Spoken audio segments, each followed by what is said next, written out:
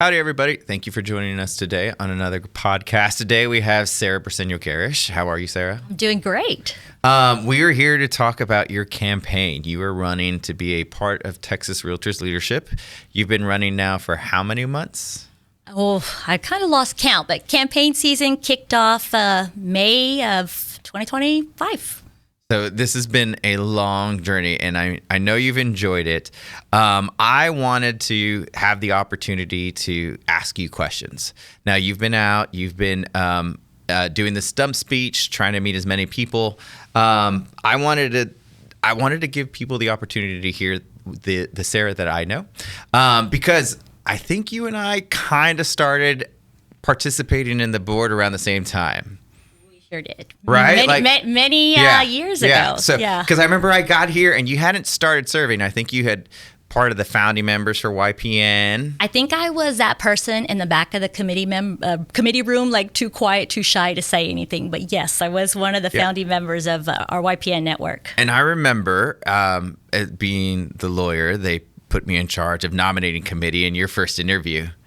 How do you think you have changed from the first time you said yes, I want to step up, to today when you're saying yes, I want to lead the state? I think from the early years, from when we both started volunteer or at the association, because I was in real estate long before, but it took a few years before I actually started coming in and volunteering at Sabor. But I think hopefully, or I believe that we've had some growth.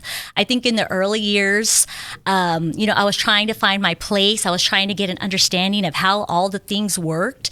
And I just kept coming back because I enjoyed meeting all the people. I thought I became a stronger realtor, not only for my clients, but just like for my community. And so I just kept coming back and showing up, and eventually started raising my hand to volunteer things. And I know for me personally, participating in TRLP, like that was a game changer way back in 2011.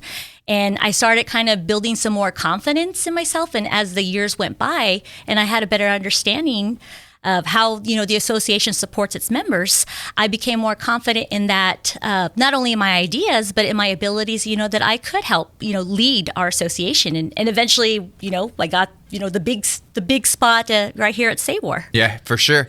And I mean, that journey was not when you started real estate, though, because real estate has been a part of your family. And I do mean family. Oh, yeah. Literally right? family. I work with my mom, my sister, and my sister-in-law. Yeah, absolutely. Yeah. And sometimes the baby goes, too. Well, yeah, both of them are there at the office right now. Yes. So, I mean, how did you know that you wanted to follow in your mom's footsteps and do the same work that she was doing? So, growing up as a kid, we were dragged. I use the word as a kid, dragged to the show. I mean, that's what kids are for. Yeah. I remember inputting MLS in the DOS programs, and and as a kid, when I saw what my mom was doing, I didn't want to be a realtor when I grew up. And in fact, I went to college to not be a realtor. But as I got older, I just kind of started looking at what my mom did differently. And I realized that she was doing more than what I thought as a kid. I realized that she was actually helping people, build the American dream. And she was helping help people build generational wealth. And then that's when things really kind of, I looked at the industry differently. And that was something where it's like, well, I think I do want to be a part of this. This is actually something that I do want to make as my career. And my sister, same thing. She went to school to not be a realtor. And here we are 20-something plus years later together. I think for most of our members who volunteer, the ones who have that passion and like yourself, who want to move up, they recognize that realtors aren't just about showing houses. And it really is about building the community, caring about the community that we all live in. What was it for you that was like, you know what, this is why I think the work that the Realtor Association does is so important? Oh man, there's just so many moments. I know for me with TRLP, when I got a better understanding of what our PAC does, what Tree PAC does, and the advocacy work, and how we help people, not only protect private property rights, but we help more people get into home ownership to stay in their homes. And I think that was just one of the things that really resonated with me, and I was proud to volunteer in. So volunteer. And I'm going back to when I first got to meet you here. You have served many places in the Realtor Association. I'm not going to ask you which one's your favorite because I know which one it is. No worries. But in each one of those capacities, what do you think? How did you grow along the way? Like, how did you say, you know what, this is something skill, this is something new? I mean, we all continue to grow as leaders. How do you think you kept growing every time you served in a level? Yeah, so I consider myself a lifelong learner. Like, I love the classes and I love to read. I think each role, I kind of just had a deeper understanding on how the association worked, a deeper understanding on the three-way agreement and how national and the state and the local work together and how we can be stronger if we have an effective relationship. But I think also, I've had the experience to lead in good times and then lead in some challenging times, and lead with people who maybe had a different opinion than me, or different than me. And I think like those kind of moments, you really learn like what's important to you and the need to collaborate in order to have a stronger outcome. Leadership and effective teams always have conflict, right? We call it good conflict because if it's good conflict, that means that we're being honest and we're telling each other, like, I don't agree with you. How do you work through that? Like, you've been through the various scenarios, whether it's and by no stretch of the imagination am I trying to say like, oh, well, the boards were always fighting. No, I mean, there's lawsuits going on. There's change in the forms and the way we do business. Like, all that's conflict. Yeah. How do you work through conflict? I think that my ability to work through conflict has definitely evolved since way back when I was, quiet in the back of the room. And for me, I seek to learn more about people's different opinions because they may have a point of view that I haven't considered. And I think when we listen to each other, we can come up with a stronger response or a stronger outcome.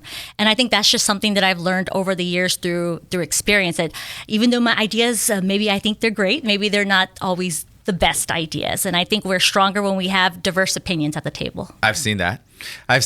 Because, when you work closely with a chair, like, hey, this is where we're heading. And we've been at the table and we're like, yeah, you know what? The majority of people want to head this way. How do you, that's what being a leader is, right? Sure. Like, taking into account. And I've seen how well you listen and you seek to understand, right? Like, you go and you ask the information. Do you think there was a certain point where you're like, you know what? This always makes the decision better? I think for me, I just try to always gather as much information and as much facts as possible. And that's why I ask a lot of questions, just so I can get a better understanding. And I think when you do that, you're able to make stronger decisions. And then whatever the group collaboratively decides, I'm good with that. And we move forward together. Now, thinking of the future, I feel like our members will say, like, are they really listening to us? How would you hope that we would, collective, the State Association, Realtor Association, how would we say, like, we are absolutely listening? What does that look like in action for you? Yeah. So as I traveled across the state, and then I always knew Texas was big, but this was just a reminder that we're a really big state and we just do things differently. I think there was this common denominator that members do not necessarily feel like they're being heard. And I think what we need to do better is just communicate that we are actually listening to them and that we do consider their opinions. Because it's one thing to say, okay, yes, I'm listening to you, but then we don't actually consider what they have to say. And so I think it's important that not only do we listen, but we show how we were able to incorporate that feedback into whatever action or whatever we're working on. Now, right now, you have been pounding the pavement, knocking on doors, shaking hands, kissing babies. What have you heard? What do you hear from the people who will vote for you and then the people who you just talk on the day-to-day basis? What are they saying? Well, number one, they want to make sure that, the state is listening to them. And I think what I'm also hearing is that our local associations, they want to feel more supported. And I think that means something different between each association. So I think it's our job as a state association to, figure out how we can best support these local associations and give them that toolkit or give them those resources where they can be stronger at the local level. Because again, if we're strong at all three levels, the Realtor brand, is the best version of itself. What is the best version of the Realtor brand? Like, what do you think it looks like? Well, I think, know that's like a pie in the sky question. Yeah, because it's kind of different. Like, okay, what does the consumer think of the realtors, and then what do our members think of the brand? And I think like right now we do have a brand perception problem. People don't necessarily think of realtors in the highest regard. I mean, I'm always seeing surveys where they equate us with the used car salesman. And so how can we better, work on that image? And yes, we've done like media campaigns and social media, but how can we go into that, deeper?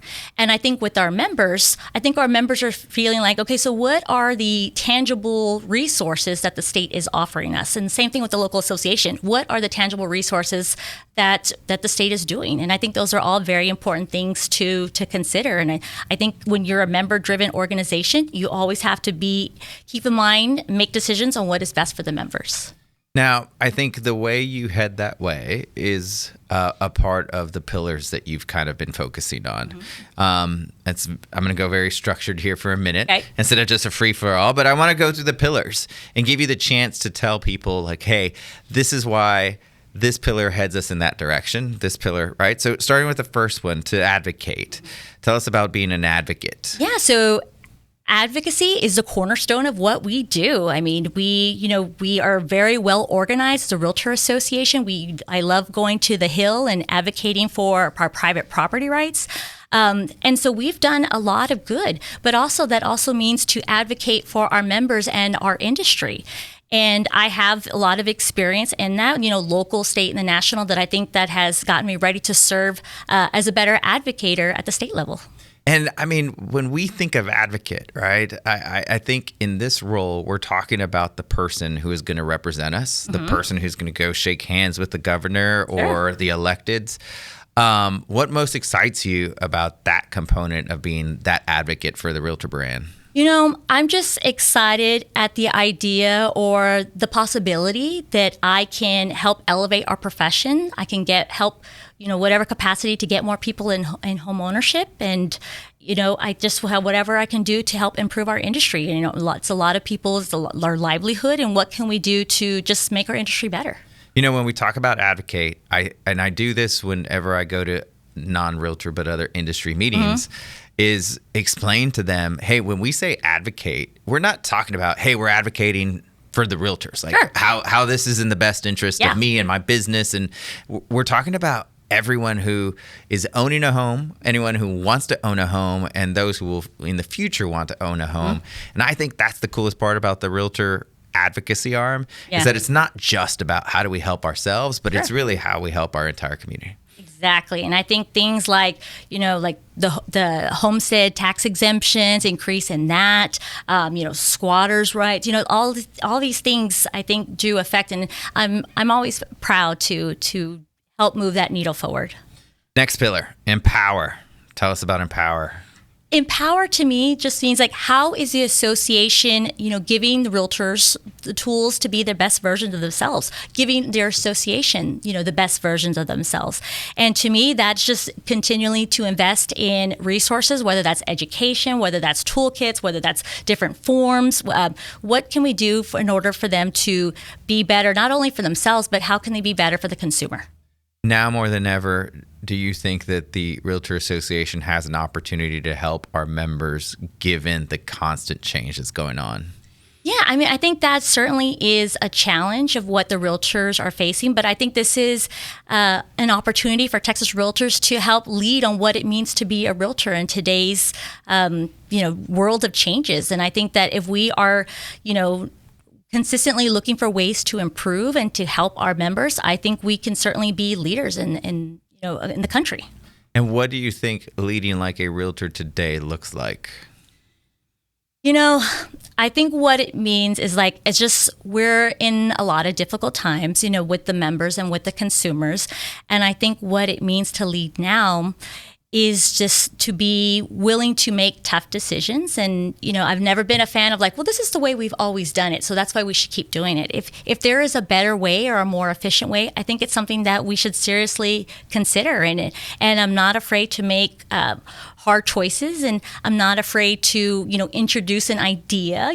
Maybe it's something that we tried in the past and that wasn't the right time, but maybe this is the right time. And I know with my leadership experience, there's been times where it just wasn't the right time, or it just wasn't the right people, or that time, or just for a multitude of different things. But sometimes as you let time, pass, or an idea becomes stronger, maybe that is the appropriate time to start implementing something new. I appreciate that, because having worked with you as chair a while back, I mean, there were seeds then that we planted, but they probably didn't grow until a couple chairs after you. Oh, sure. Right? Like the timing wasn't right. It was too early, or whatever the reason. I think that's great. I love that answer. So next pillar, innovate, because you were talking about essentially failing fast, trying things new. So tell us about the pillar innovate.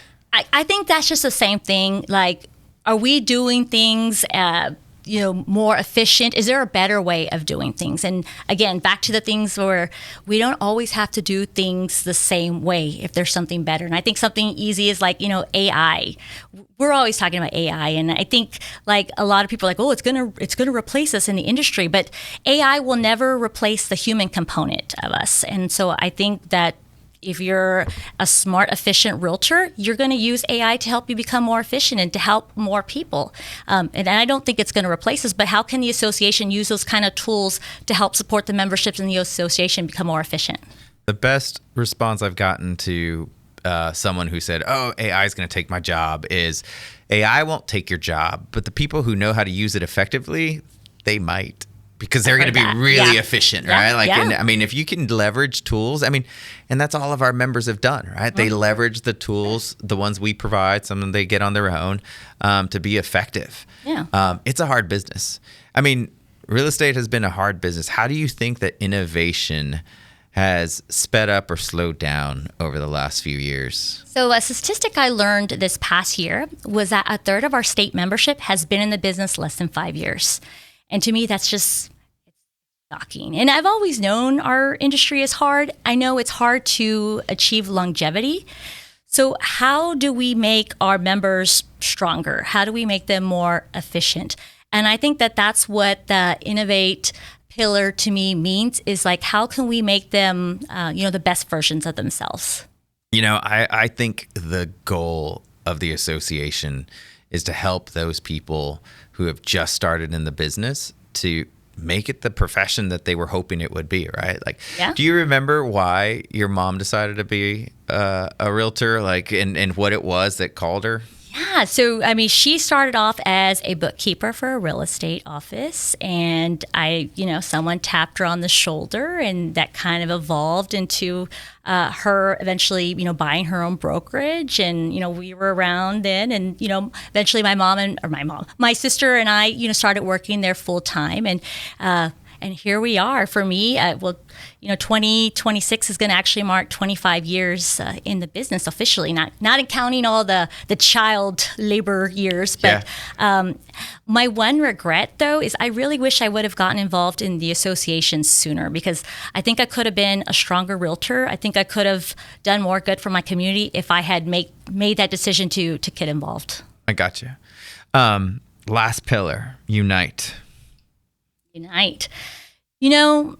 For me, what unite means is like, we have many kind of different segments in real estate. Obviously residential, property management, commercial, land, development. We have various associations of different sizes, urban, rural. And for me, it's about all of the segments being represented, and that we are working together to be a stronger realtor association. So you've served at various levels of the organization. How did those experiences shape the way you think about this next role? I think all of those different experiences, specifically, kind of understanding how association works and understanding the different components and how we can support each other. I think that those volunteer positions have kind of helped me understand how to lead a state association, because the state association doesn't just do one thing. We do a multitude of things. And I think that those experiences, in the committee work and leading some of these organizations or some of these committees, I think that has made me a strong candidate to lead our association, during this next era. And it's a way of asking your why, right? What is it about this particular moment for you personally that is calling you to want to serve? I think, or I know that I've realized that we are at a time of change, and I believe that I'm the one to lead us. And for me, success, I want our members to, believe that we are a stronger association, after my years of service, and that they're more confident in what the association does for them. Because I think the association does a lot of great things, and it's just, we just don't know about it. And so, how do we, better communicate that? But I think this is the right time. I love it. I think it's the right time. I think you're the best candidate, obviously, to run the state. So that's just unbiased opinion. But someone who's still on the fence. All right. So if you're listening to this, you've either made your decision or you're still on the fence and you're deciding who you want to vote for. What would you hope that they would get from this interview, or what would you want to tell them? It's like, let me tell you why I think you should come to this side of the fence and vote for me. Yeah. So, hopefully people who've listened or watching this, they've gotten to know me a little bit more personally.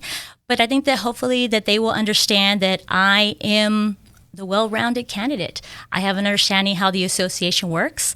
I'm willing to show up, work hard, and I'm ready to lead with heart. And I think that when we make decisions that are member-driven, that better support our associations at the local level, we're going to be stronger at the state level. And so I believe that I am that candidate to lead us. Sara, I appreciate the time that you have given us today, but I also want to say thank you for the time that you've just given running for this. For the candidates who do run from this, and I know you've talked to multiples that have run over the years, it is a lot of work. Y'all have crisscrossed the state, attended multiple events, talked to so many people. Have you enjoyed it?